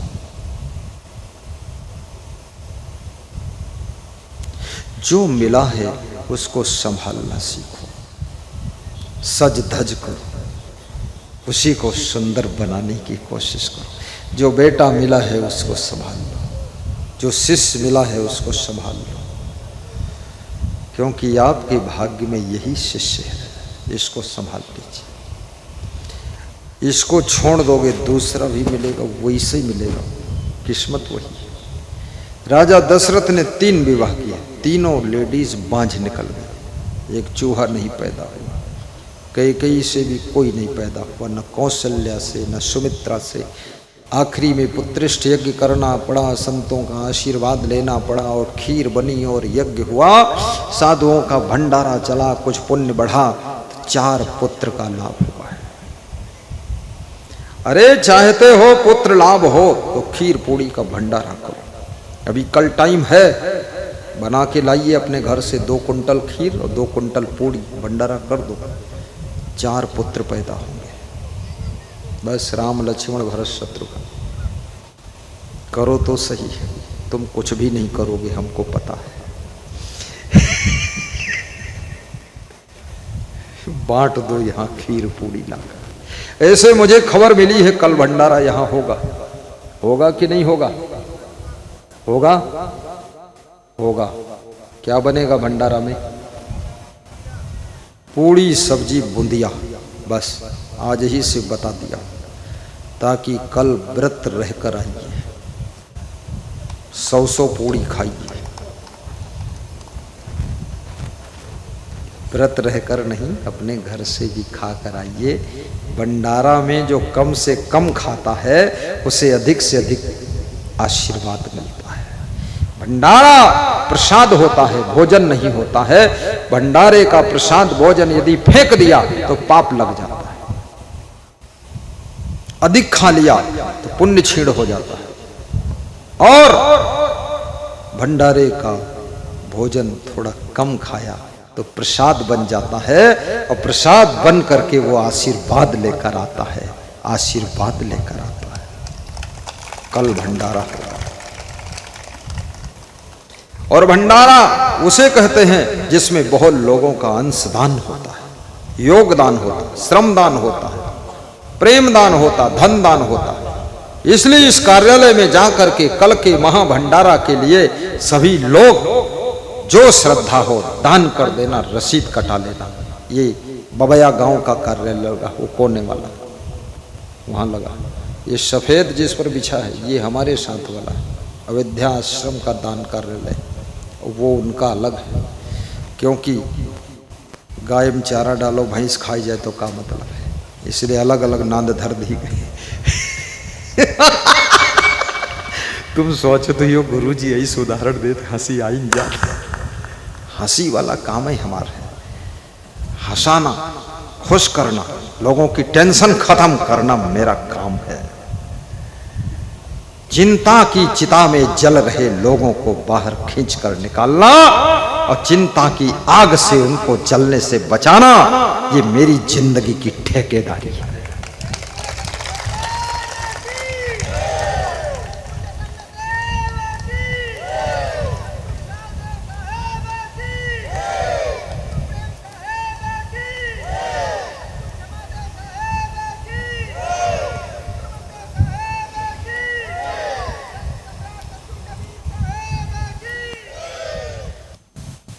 कर्म का प्रश्न किया था मैंने। कर्म मुख्य रूप से 3 प्रकार के कर्म होते हैं। नंबर 1 क्रियामान कर्म, नंबर 2 संचित कर्म, नंबर 3 प्रारब्ध कर्म। क्रियामान कर्म जो वर्तमान में तुम कर्म करते हो उस कर्म को क्रियमाण कर्म कहते हैं, और कर्म कर चुकने के बाद जो कर्म संग्रह हो जाता है, एकत्र होता है, उसे संचित कर्म कहते हैं। और संचित में से जो कर्म निकलकर उस कर्म के प्रभाव से जो शरीर धारण होता है उसको प्रारब्ध कहते हैं। और जो प्रारब्ध बन जाता है उसे भोगना पड़ता है। कर्म का बंधन बहुत कठिन है। भगवान भी कर्म के बंधन में बंधा है। इंसान की तो बात क्या है, कर्म के बंधन कैसे टूटेंगे? ये साधारण बंधन नहीं है। बंधाए विषय संगो मुक्तो निर्विषय मना, मनयो मनुष्याणाम कारणम बंध मोक्षय। नीति शास्त्र कहता है कि मनुष्य को बंधन में बांधने वाला भी मन है और बंधन से मुक्त करने वाला भी मन है। जब मन ज्ञान के रंग में रंग जाता है तो सभी बंधनों को तोड़कर मुक्ति का रास्ता तैयार करता है। और जब मन विषय भोगों में आसक्त हो जाता है, मोह में डूब जाता है, तो ये मन रोज रोज नए नए बंधन पैदा करता है।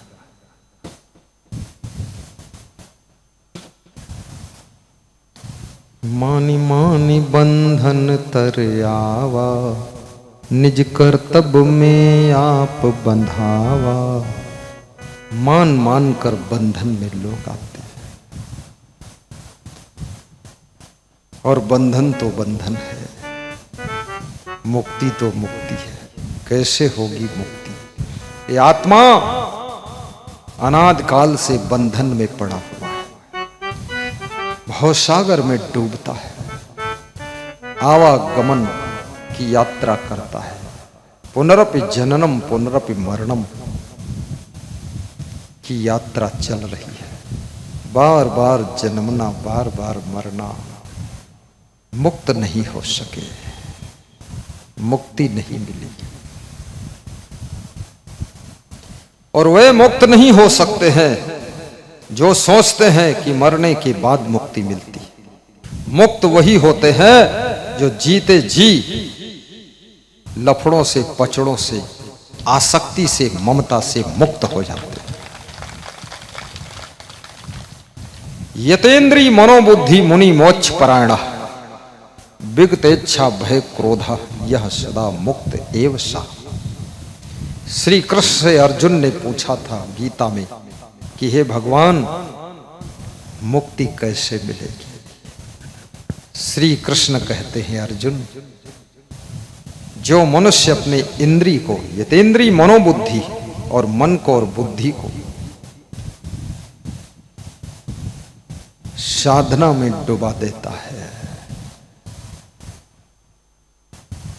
जिसकी इंद्रियां, जिसका मन, जिसकी बुद्धि अब स्थिर हो चुकी है, चंचल नहीं है, मुनि मोक्ष परायण, ऐसा मोक्ष परायण मुनि, भक्त, संत, विगत इच्छा भय क्रोधा, और निष्काम होकर, निर्भय होकर, क्रोध को जो कंट्रोल रखता है, यह सदा मुक्त एव सा, वो सदैव मुक्त ही है, जीते जी मुक्त है। उसको जीवन मुक्त कहते हैं। क्या कहते हैं? जीवन मुक्त।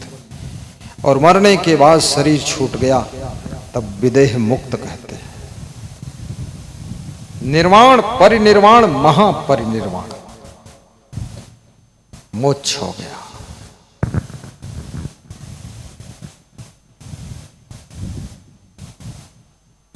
कैसे मुक्ति होगी? ये इंद्रियां कैसे बस में हों? कृष्ण कहते हैं, छोटी सी इंद्रियां इतना बड़ा मनुष्य उसको पागल कर देती है। ये छोटा सा मन 6 फीट के लंबे शरीर को जिधर चाहता उधर लेकर चला जाता है। छोटी सी बीड़ी की आदत, जब बीड़ी पीने का समय आता है, बीड़ी की आदत इशारा देती है, उठ लल्लू राम उठो और चलो उल्लू राम बीड़ी पियो। तो लल्लू राम उठते हैं, उल्लू राम बीड़ी पीते हैं, और चालू राम आकर फिर बैठ जाते हैं। इतने बड़े शरीर को एक बीड़ी की आदत उठाकर ले जाती है। जो आत्मा ज्ञान स्वरूप है, ज्ञान का भंडार है, वो आत्मा अंदर बैठी है, लेकिन मन की चंचलता। याद रखना, मन की जिंदगी जी रहे हो कि इंद्रियों की जिंदगी जी रहे हो कि शरीर की जिंदगी जी रहे हो कि आत्मा की जिंदगी जी रहे हो, जो मन की जिंदगी जीते हैं राक्षसी प्रवृत्ति आ जाती है, और जो इंद्रियों की जिंदगी जीते हैं दानवी प्रवृत्ति आ जाती है। जो शरीर की जिंदगी जीते हैं पशु प्रवृत्ति में रहते हैं। जो आत्मा की जिंदगी जीते हैं, याद रखना, वो प्रवृत्ति पर देवी देवताओं की प्रवृत्ति आ जाती है।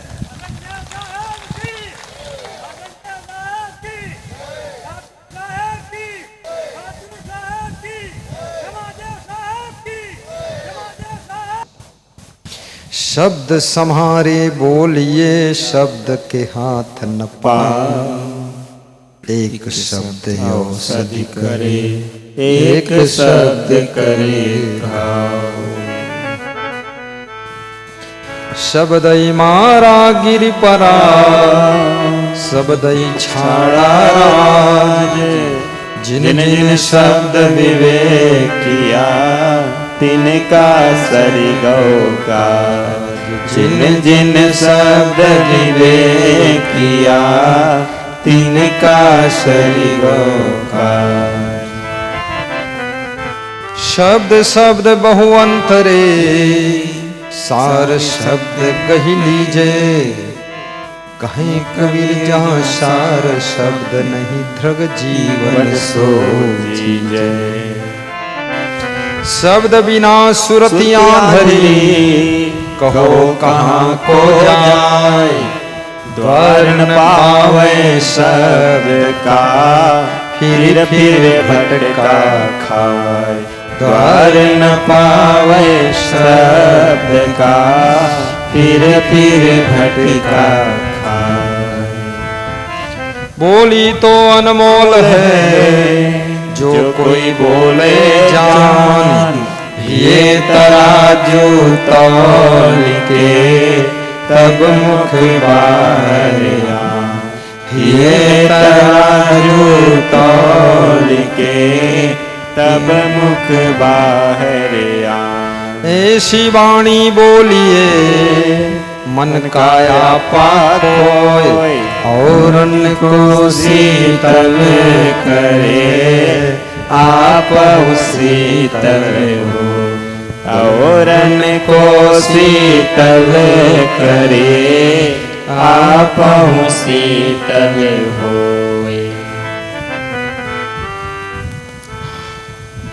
बोली का बहुत बड़ा प्रभाव है। एक दूसरे से रिश्ता बनाने में बोली का प्रथम स्थान है। अपरिचित को परिचित बना देती है तुम्हारी बोली।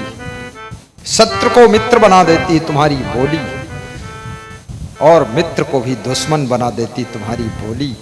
परायों को अपना बना लेती है तुम्हारी बोली, और संभल कर न बोलो तो तुम्हारी बोली बन जाती है बंदूक की गोली।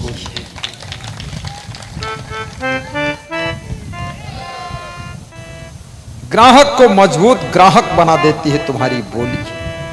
दुकानदार से डिस्काउंट करा देती है तुम्हारी बोली। और याद रखना, तुम्हारी बोली में वो ताकत है। तुम्हारे आसपास मेले लग जाते हैं, मेला लगा देती है तुम्हारी बोली। संभल कर बोलना, जीवा को कंट्रोल रखना। ये जीभ, आंखें दो हैं काम एक है देखने का, कान दो है काम एक है सुनने का, हाथ दो हैं काम एक है कर्म करने का, पांव दो हैं काम एक है चलने का, लेकिन जीव एक है, इसके काम दो है, बोलने का और स्वाद बताने का। जिनकी जीभ कंट्रोल में नहीं है वो ऐसे कठोर बोलेंगे जिससे सबके दिल टूट जाए।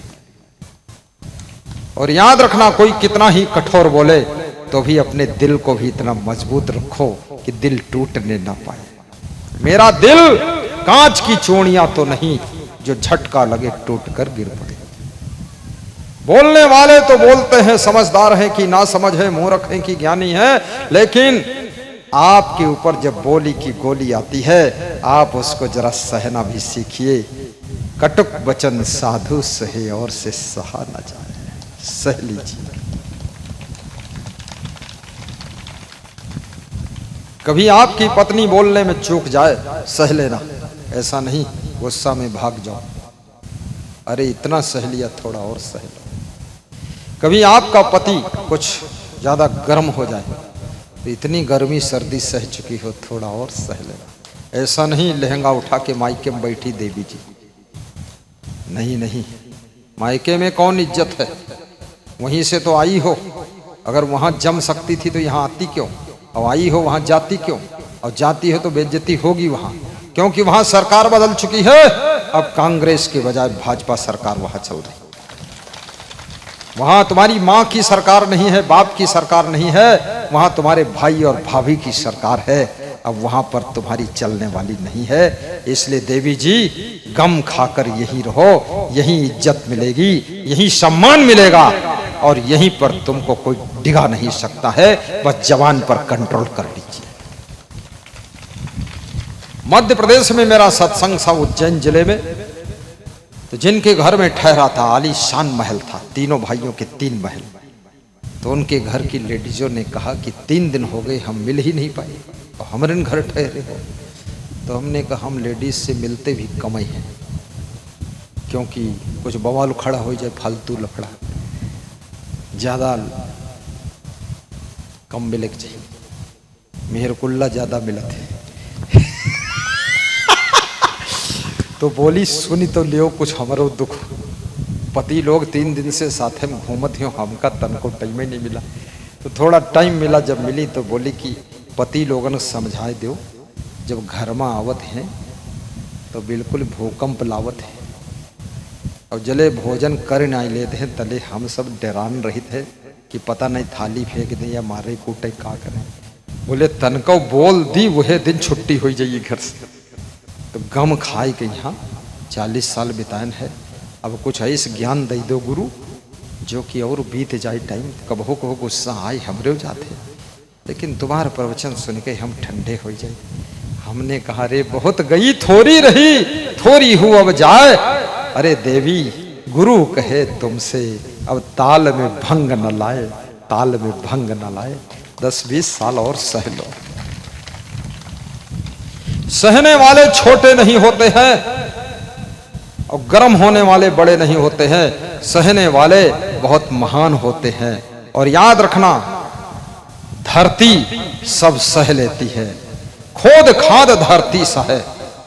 गुड़ाई करो, निराई करो, खाद डालो, गोबर डालो, कचरा डालो, कुछ भी करो, और धरती पर दौड़ो कूदो, गंदगी करो, सब सह लेती है। और उसके बाद पेट भरने के लिए अन्न देती है और फल भी देती है, और धरती तुम्हें धन्य कर देती है। ऐसे हर नारी धरती के समान होती है। इसलिए नारी को धरती बनकर सह लेना चाहिए, ताकि परिवार का लोड थामे रहे। घबराना नहीं चाहिए। ये कभी मत कहो कितना सहूंगी, हाँ जितना होगा टोटल सह लूंगी। कभी पैसा आया घर में, किसी ने कहा कितना पैसा रखूंगी, सब लपक के रख लेते। कभी नया घर बने, फिर दूसरा घर बने, कौन कहता है कितने घर संभालेंगे। मन तो होता 20 गाड़ी हो, तो जितना सहना पड़े उतना सह लो। सहनशीलता तप है। मन सोहरौना नहीं बनावे, सहनशील बनी आप रहावे। मन संकल्प करे नहीं पूरा, जान के बंध तजे तेरे सूरा। मन सोहरोना नहीं बनावे, सहनशील बनिया पे रहावे। मन संकल्प करे नहीं पूरा, जानी के बंध तजे तेरी शूरा। वस्तुन प्राप्ति माहि तज संचय, खास अवश्य के राखिय संचय। नहीं समाज को पीड़ा देवे, बने तहाँ तक हित ही सेवे। त्यागी जगत को भूमि न देखे, मानुष जन्म सुफल करि लेखे। मानुष जन्म सुफल करि लेखे। मानुष जन्म सुफल करि लेखे। बनी प्रतिकूल न गुरु के रहिए, पालन राय सदा दिल चाहिए। वहाँ कुछ आपनी जानी जहाँ लो, सो सब इष्ट काहे दिल गुन लो। नहीं समाज को पीड़ा देवे, बने तहाँ तक हित ही सेवे। जगत को भूमि न देखे, मानुष जन्म सुफल करि देखे। मानुष तन सद्गुरु मिलब, मोक्ष इच्छा होए। दुर्लभ तीनों परम है, पाए सुयोगी न कोई। बड़े भाग्य मानुष तन पावा, सुर दुर्लभ सद ग्रंथन गावा। साधन दाम मोक्ष कर द्वारा, पाए न जही पड़े लोक सवारा। पाए न जही पड़े लोक सवारा। आपकी सहनशीलता बढ़े, आपके घर में परस्पर प्रेम खूब बढ़े। व्यास गादी आशीर्वाद देती है, आपकी बुद्धि भी विकसित हो, आपका आलस्य दूर हो, मांसाहार नशा दुर्व्यसन की आदत छूट जाए और नादानी छूट जाए। आपके अंदर दानी का स्वभाव पैदा हो, अभिमान दूर हो, सबका सम्मान करने का भाव भरपूर हो। हे प्रभु, मुझे निर्भमानी बना दो, दारिद्र हर लो दानी बना दो, आनंदमय विज्ञानी बना दो, मैं हूँ पथ की आशा लगा। आपके हाथों से बुजुर्गों की सेवा हो, दादा दादी का आदर हो। याद रखना, तुम्हारे घर में अगर कोई बुजुर्ग है, अभी एक सज्जन कह रहे थे मुझसे कि जब से हमारे पिताजी नहीं रहे, घर में बड़ी आपत्तियां हैं, बड़ी आपत्तियां हैं। तो हमने कहा, पिता के पुण्य प्रबल थे, छाता के हटते ही बादलों की वर्षा में भीगना शुरू हो जाता है आदमी। ऐसे पिता का छाता हट गया, अब दुख के बादलों से बरसात शुरू है, तुम भीग रहे हो। छाता संभाल के रखो, अपने पिता को, मां को कभी छोड़ना मत, सास ससुर को छोड़ना मत। क्या बात करते हैं आप। मुकेश अंबानी कितने धनवान व्यक्ति हैं, एशिया में नंबर है उनका, भारत में नंबर 1, वे भी अपनी मां के साथ रहते हैं। और तुम, न धन है न मन है, भैंस के साथ रह हो लेकिन अम्मा के साथ न रही हो। बड़े तिरपट हो तुम, सब चौपट करे घूमत। मां की मुस्कान तुम्हें आशीर्वाद देगी, पिता की छाया तुम्हारे घर में माया वर्षा देगी। भारत से कुछ लोग नेपाल गए पशुपतिनाथ के दर्शन के लिए। भारत के लोग भी बस में थे, कुछ नेपाली लोग बैठे थे। नेपालगंज से बस स्टार्ट हुई और बस जा रही थी, बुटवल के पास में पहुंची। बादल बरसने लगे, बिजली कड़कने लगी, कौंधा होने लगा, जोर से बरसात हुई, बिजली चमक कर बस के पास आ जाती। ड्राइवर डर गया, बस को रोक दिया। उसने कहा इस बस में कोई पापी आत्मा है, उसके कारण बस पर बिजली गिर जाएगी, सब जलकर राख हो जाएगी। बिजली गिर गई, कोई नहीं मरा, यहाँ पुण्य आत्मा सब है, देखो गिरी कि नहीं। ड्राइवर ने कहा बस खड़ी है, एक एक करके उतरो, सामने जो पेड़ लगा उसको छू जा, जो पापी होगा उसके ऊपर बिजली गिरेगी और पेड़ भी जलेगा, वो भी जलेगा। सब उतर गए, एक एक करके गए। 60 पैसेंजर बैठे थे बस में, बिजली नहीं गिरी। एक बूढ़ा आदमी बैठा था बस में, कमजोर था, अस्वस्थ था। वो बोला मैं नहीं उतरूंगा। ड्राइवर बोला उतरना पड़ेगा, तुम ही पापी हो। बोले मुश्किल से 2 लोग मिलकर उठा के चढ़ा के बिठा पाए, फिर उतरे हम, और हल्का पानी बरस रहा, बिजली कौंध रही, मैं नहीं उतरूंगा। तो ड्राइवर और कंडक्टर ने मिलकर उसको जबरदस्ती उतारा, और ज्यों ही उतारा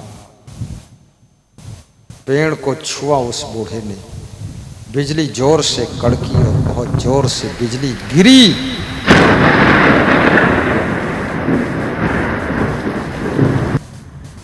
और बिजली गिरी, लेकिन कहाँ गिरी? जो 59 लोग बस में बैठे थे उनके ऊपर गिरी। पूरी बस जल गई, 59 लोग मर गए। और बूढ़ा पेड़ के पास खिलखिलाकर हंस रहा था कि बस से उतारने का ये परिणाम हुआ है। जिस घर में बूढ़ों का अपमान होगा, बूढ़ों को निष्कासित किया जाएगा, जिस घर में सास ससुर का सम्मान नहीं, माता पिता का आदर नहीं, याद रखना उस घर की बस के ऊपर दुख की बिजली गिरने वाली है, दुख की बिजली गिरने वाली है। इसलिए जब बंटवारा हो भाई भाई में, तो बाप को हिस्से में ले लेना, मां को अपने हिस्से में ले लेना। जब दुर्योधन और अर्जुन दोनों कृष्ण भगवान के पास जाते हैं, कृष्ण ने दुर्योधन से पूछा तुझे क्या चाहिए? उसने कहा आपकी सेना चाहिए। अर्जुन आपको? बोले हमको आप चाहिए। जिनको भगवान मिले उनको जीत हुई, जिनको सेना मिली उनकी सेना भी मर गई।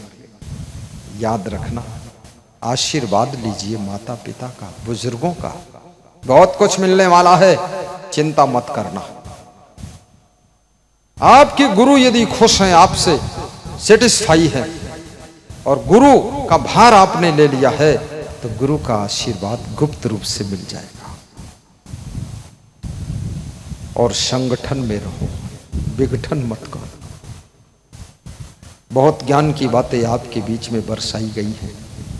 आइए, कर्म का चक्र भाग्य बन जाता है, और भाग्य भोगने के लिए तुम्हारे पास आता है। कर्म की कलम को संभल कर चलाइए, ताकि भाग्य की तस्वीर सुंदर बन सके। आपका भाग्य सौभाग्य में बदल जाए, ऐसी मैं शुभकामना करता हूँ। और अपने गुरु भगवान क्षमादेव से आशीर्वाद मांगता हूँ, और आपके क्षेत्र में बार बार मैं आऊँ, आपको सत्संग सुनाऊँ, आपको खुश करूँ, आपकी चिंता को दूर करूँ, और आपकी टेंशन को ख़त्म करूँ, और आपको ऐसा ज्ञान दूँ जिस ज्ञान से जिंदगी भर तुम मुस्कराते रहो, हंसते हंसते जिंदगी का बोझा ढो सको, वजन उठा सको। गुरु मंत्र भी लेना, गुरु दीक्षा भी लेना, निगुरा बनकर मत मर जाना। अच्छा सच्चा गुरु ढूंढना, अनोखा गुरु ढूंढना। बीड़ी पीने वाला गुरु मत बनाना, गंजड़ी भंगड़ी लतेड़ी धतेड़ी गुरु नहीं बनाना।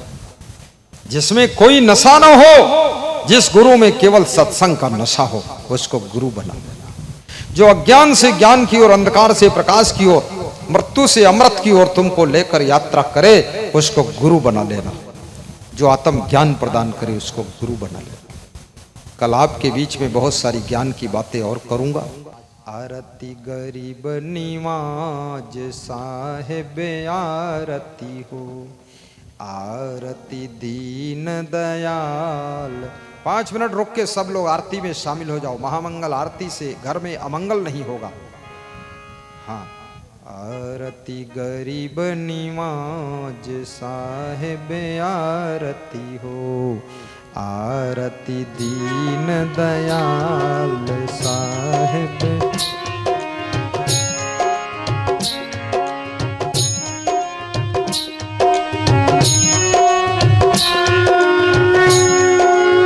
आरती गरीब निवाज साहेब आरती हो, आरती गरीब निवाज साहेब आरती हो, आरती दीन दयाल साहेब आरती हो, आरती दीन दयाल साहेब आरती हो।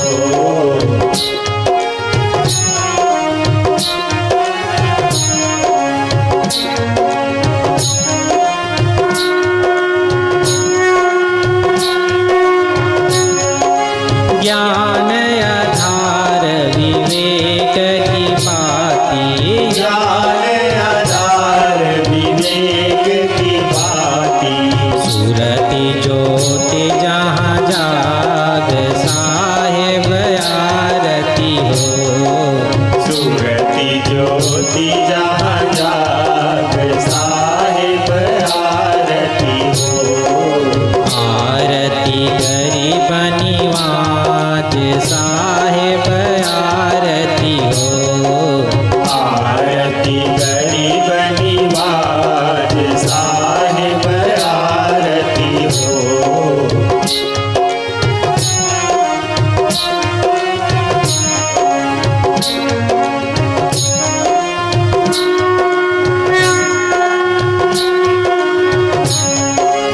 आरती करो सतगुरु साहेब की, आरती करो सतगुरु साहेब की, जहाँ सब संत समाज साहेब आरती हो, जहाँ सब संत समाज साहेब आरती हो, आरती गरीब निवाज साहेब आरती हो, आरती गरीब निवाज साहेब आरती हो।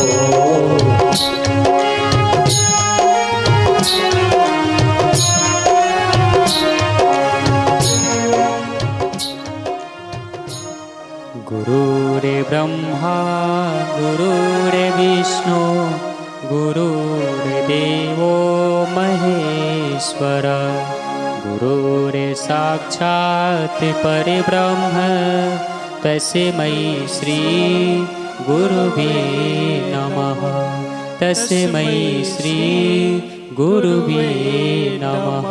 त्वमेव माता च पिता त्वमेव बन्धुश्च सखा त्वमेव विद्या च द्रविणं त्वमेव सर्वं मम देव त्वमेव सर्वं मम देव। अब सभी भक्तगण माताएं बहनें अपने अपने स्थानों पर बैठ कर के परम पूज्य गुरुदेव जी को बंदगी प्रणाम करें। बंदहु सन्मुखे पारखी शीस भेंट धरु हाथ, वचन उचारहु बंदगी सत्य प्रेम के साथ। साहिब बंदगी साहिब बंदगी साहिब बंदगी। बोलिए सतगुरु भगवान की जय, संत समाज की जय, भक्त समाज की जय।